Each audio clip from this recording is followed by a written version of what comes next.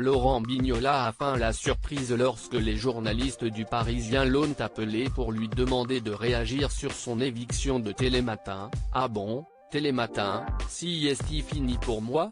Vous me l'apprenez. » Pourtant, selon le quotidien, il ne manquerait plus que le tampon officiel de la direction de France Télévisions qui doit le recevoir et définitivement sceller son sort dans les prochains jours, indique le journal. Laurent Bignola, quelqu'un d'un peu plus faible aurait fini en burn-out si le présentateur reconnaît que s'il doit arrêter, ça sera un peu brutal. Il en profite aussi pour balancer sur l'ambiance de la matinale de France 2 depuis son arrivée en 2017. Tous ces mensonges, c'était très cruel. Insupportable, même. Il y a eu de nombreux propos diffamatoires à mon égard. Ça pousse les gens à l'extrême.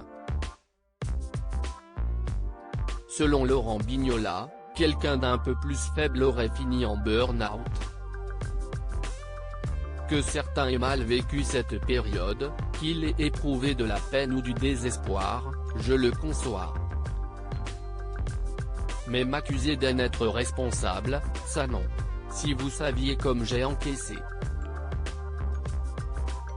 Heureusement, on passe de bons moments avec ceux qui sont restés.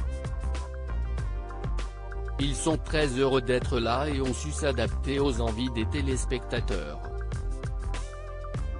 Si est pour eux qu'on supprime des rubriques et qu'on en invente d'autres.